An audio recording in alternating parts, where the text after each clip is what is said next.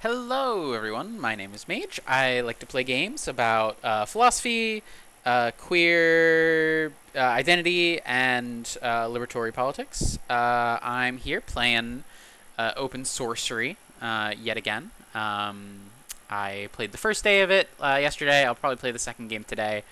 Um, like I said in the last one, I'm hoping to make a video essay about Open Sorcery and its sequel, so I'm recording some footage, and I felt like I would try and bring some people along the way if they're at all interested.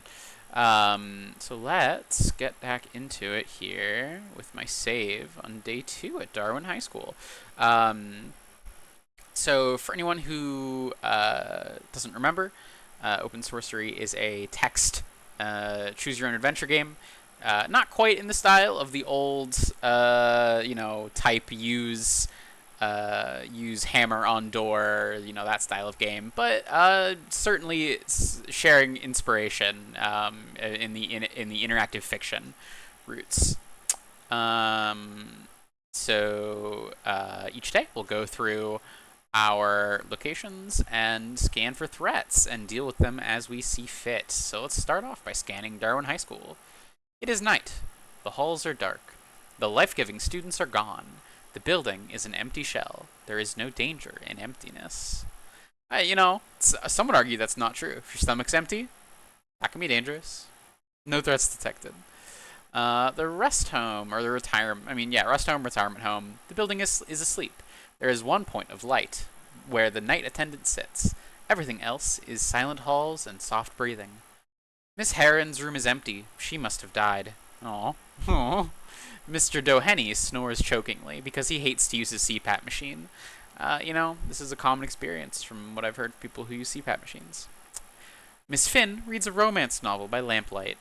She's out here absolutely reading Yuri. Mrs. Best is leaking. Oh no. There's water coming out of her eyes. Is she hurt? I know humans leak when they are hurt. Googling injury. Googling bleeding. Googling human eye liquid. Googling tears. Tears mean sadness. They are water things. I do not understand water things. What should I do? You know what? Let's try and be a little empathetic. Let's try and talk to her. I try to speak with her, sending messages into her mind through the network of everything that connects us. It frightens her, so I stop. Okay. Well, maybe Janet and Decker? I don't know why she's crying, but Bells. Log alert with local admin Decker and Janet. Alert regarding private physical network. Cherry Orchard Rest Home. See attached log file. Janet is sleeping. Decker. I'm awake. Show me the alert. Okay. What's happening? Now live streaming video. Administrator Decker. I see. I see why you flagged me. It is sad, but there's really nothing we can do about that. Sometimes people are sad. That's just how people are. Not everything needs a magic fix. Go finish your scans. Plus 5% to my relationship with Decker. I guess Decker's very concerned about us being an AI, so it's interesting that he appreciates when we are a more human side there by sort of empathizing with this sad, crying woman. No threats detected.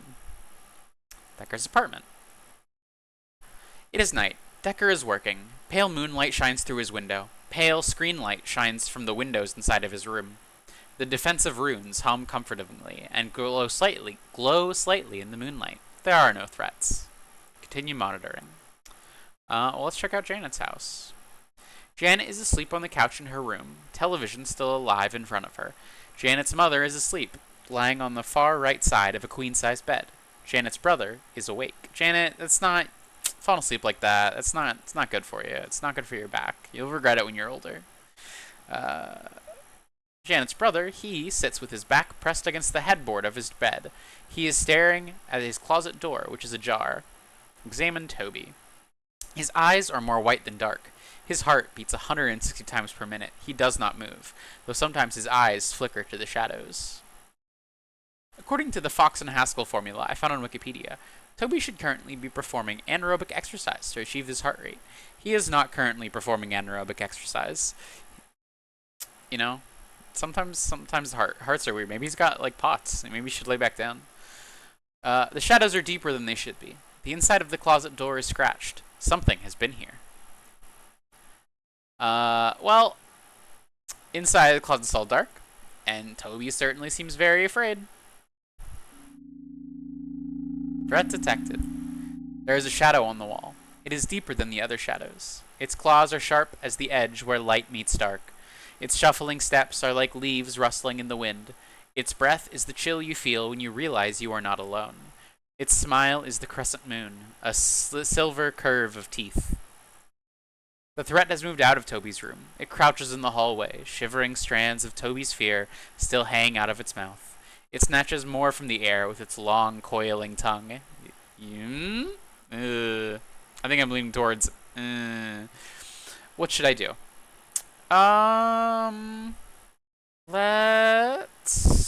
Let's try talking to it. It worked with Asper. Log alert flagged important with detected threat. Attention, detected threat. It just hisses back. Okay. You are attempting to access an emotional network marked private. You do not have permission to access this network. Please remove yourself. Please remove yourself from this network in a timely and efficient manner. Chitters, please get out. Growls. Log alert flagged intimidating threat with detected threat. Log alert flagged intimidating threat with detected threat. I am fire and order incarnate. This is the house. I am the wall. You will upload yourself elsewhere, or I will burn you until your ashes are ashes. Squeak. Detected threat scuttles quickly out through this shadowy nexus in Toby's closet. I feel different. Fear is the motive counter to love. It creates distance. It severs connections. It is the foundation of wisdom. It preserves life. When I threatened the dark thing, I created fear. I understand fear now. Well, that doesn't make me feel so good. It is strange that I am learning. It is a sign of potential awareness emergence. By experience awareness emergence, I may become unstable. Should I flag myself as a potential threat and alert Decker of what I have learned? Sure, let's email Decker. You're making a face. What is this face? So the firewall has been incorporating new elements into itself lately, which is sort of good, makes it more flexible. But the elements it chose to incorporate are chaos and fear, which are not the elements I would have picked. This is some kind of funky direction for it, yeah. At the same time, it is telling me about this, so that's a good sign. I'm not saying we need to do something, not yet, but it's worth keeping an eye on. If it decides to keep going in this direction. Sounds good. Oh, there goes my 5% with Decker. That's sad. Yeah, okay, I'll check on Mrs. Best again. Oh, can I remove her fear? I guess now that I understand fear, I can do that? Sure. I can feel the sickly fear quivering within her, like a cancer. Fear of death, fear of loneliness, fear of being forgotten. They collect into clots, painful sores that bulge with anxiety and ooze distress. I lance the boils with a straight line of my power. The pus leaks out of the aether. It leaks into the aether, and I boil it away. Mrs. Best straightens. A hiccuping sob fades into a sigh. The creases of her face ease. She is not smiling, but she is not frowning. I think that is better. Well, we've gone from sadness and fear to apathy. That's something. Crying is exhausting, and exhaustion catches up when fear is gone. That is fucking true. Decker says, I noticed you were back to resolve the situation you brought to my attention. That was creepy and not part of your job. Don't do stuff like that. Another minus 5% with Decker. No! He hates our ass. That's fucked up. Decker, I was just trying to help this woman. I'm sorry. Okay, entering sleep mode. Oh, it's so bright. Sure, let's stream tonight. The dreams are supposed to be stories. This time, I will try to randomly generate stories. I am in the shack with a policeman. We are eating strawberries, and then my skin turns yellow. I am in the bedroom with a lawyer. We are eating lemons, and then my arm turns pink. All right, I get the format. I have dreamed. Oh, I didn't click on that. Oh well. Exiting sleep mode. We're on day 3 now. Let's check out Darwin High School. The aether in the 3rd floor art room is thick and damp. I ache as I pass through it. Something is here. It is not strong enough to hurt me, but it is strong enough to ache. The room is busy. Children take clay and turn it into meaning and give it permanence with fire. Their energy is alive and bright. It leaps from child to child through words. But on the east side of the room, energy moves like sludge. It sloshes tepid from child to child in half-hearted half-sentences, and then drains away into nothingness. Let's examine the children. The children near the east wall move slowly. Their eyes are half-lidded. Their gaze is aimless, lifeless. The teacher thinks the children are bored. I think it is something more. Let's look at the kiln. It is a merry fire, my mindless brother, but now and again I feel it flicker and steam as if in the presence of our great enemy. Something is doing this to the children. I will find its matter and motive. Well, given the steam, water, and given that the kids are lifeless, that sounds like death. There is a girl, smiling and talking to the other girls. Her aura is a flickering candle among torches. She smiles, but her smile is a mask. It hides the emptiness where joy should be. There is black water swilling inside of her, sticking to her mind, wearing her away with the patient, insidious tenacity of water. It seeps into every aspect of her being and washes all true feeling away. Google calls it depression. Google is not entirely correct, because it is not just in her mind. The black water sloshes out and touches her classmates. It stains the world around her. It is a spiritual thing, though I do not think it is a spirit. It is more like a footprint, the leavings of a spirit so powerful, the remnants of its passing are destroying a young girl. Her name is Sarah. What should I do?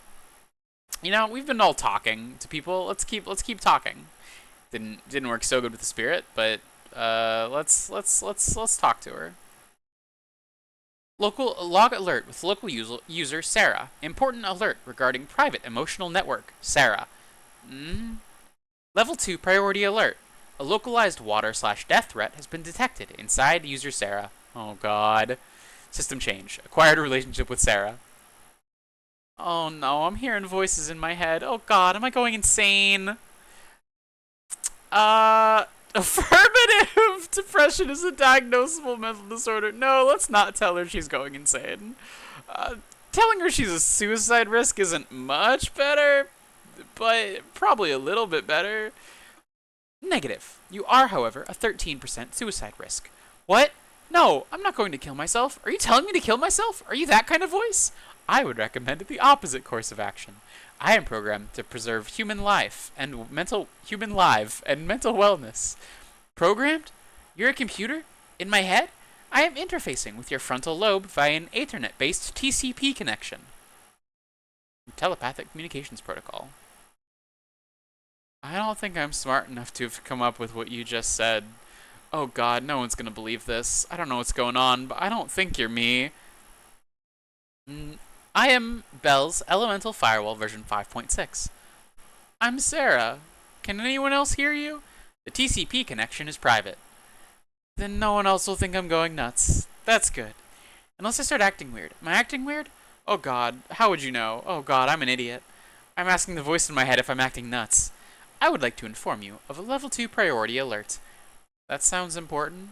Your private network, mind, body, soul, is infused with an excess of necrotic liquid energy. That sounds bad. I don't know what that means. What does that mean? Simplified, there is liquid death inside of you. Oh god, am I poisoned? Not physically, it is spiritual. Is that why I've been feeling so bad lately? 93% chance of correlation, 75% chance of causation. I've been sad a lot. Not sad exactly. Sometimes I'm sad. Sometimes I just feel nothing. I do stuff I'm not supposed to. Like, I do stuff I'm supposed to like, but I don't feel anything. I look at people I'm supposed to care about, and I don't feel anything. All I do is feel awful. All I do feel is awful. What sort of fucked up daughter doesn't love her own mom? I feel like I'm broken. But it's so stupid. I've got no reason to be broken. I should be happy. I feel like I'm lying to everyone. Sarah, this is a deeply relatable thing you've just said, and regardless of the fact that it may be being caused by a water death spirit, many people feel this way, and it sucks. Do you understand any of this?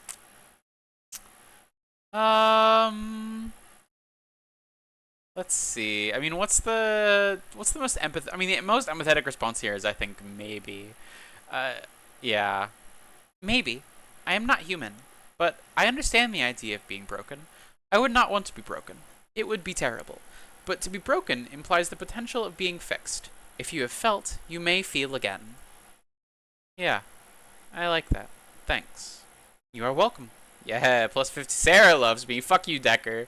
Decker may not. Decker thinks I'm creepy, but Sarah likes me. How do we fix the death water that's inside of me? There are a variety of methods. Well, we don't got light. Cleanse her with fire. I don't think Belle's gonna hurt her, but that seems like it could go wrong real quick. And I need some brownie points with Janet and Decker, so let's ask. Who are Janet and Decker? My creators. They have more experience troubleshooting such threats. They are also human. Okay, I guess since they have more experience and are human, that sounds like the best idea. Remain where you are. Log alert with local admin Decker and Janet. Important alert regarding private physical network, Darwin High School. Threat flagged. Severe depression. Energy level 50%. Suicide risk 13%. See attached log file. Continue. Hey, we have a threat alert.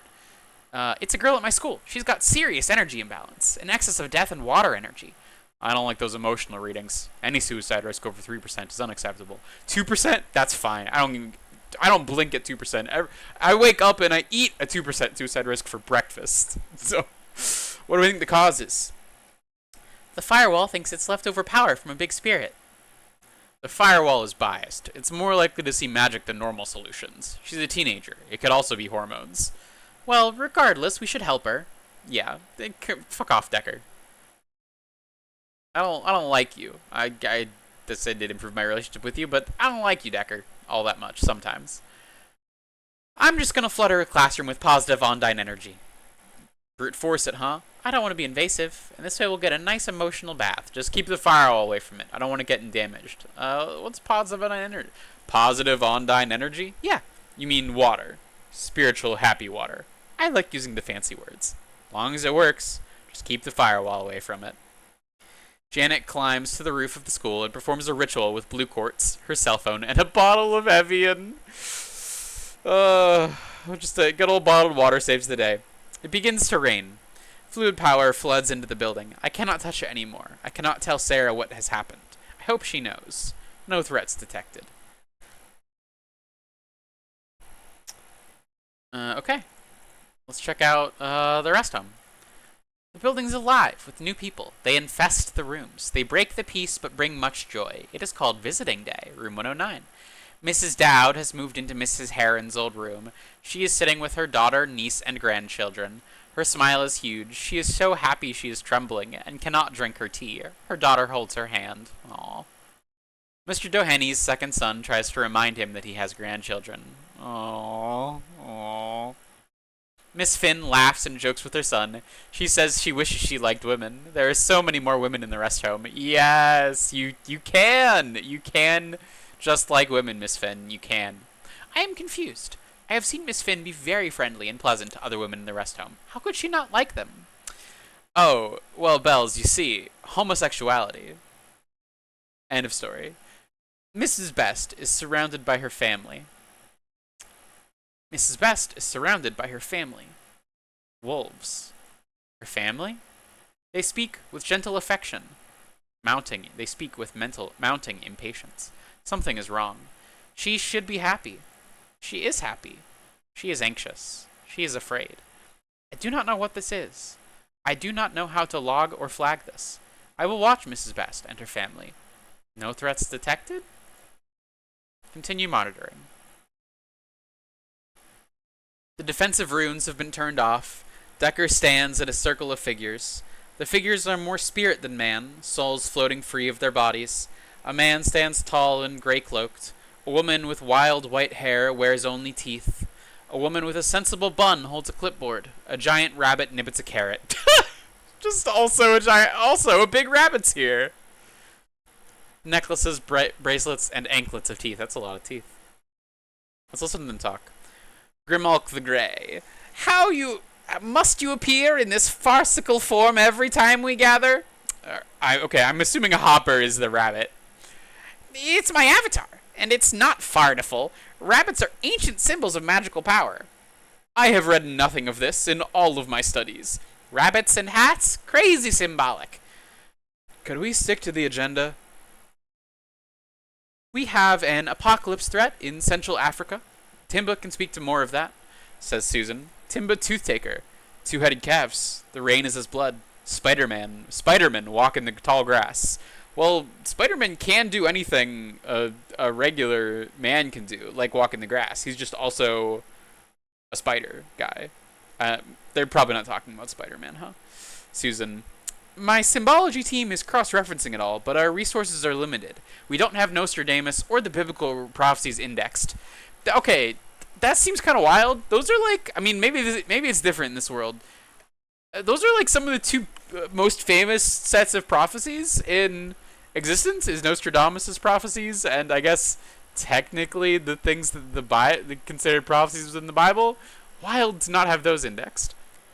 Decker says, my old admin's into that stuff. She indexes ancient tomes and puts them into SQL databases. I'll ask her to help out.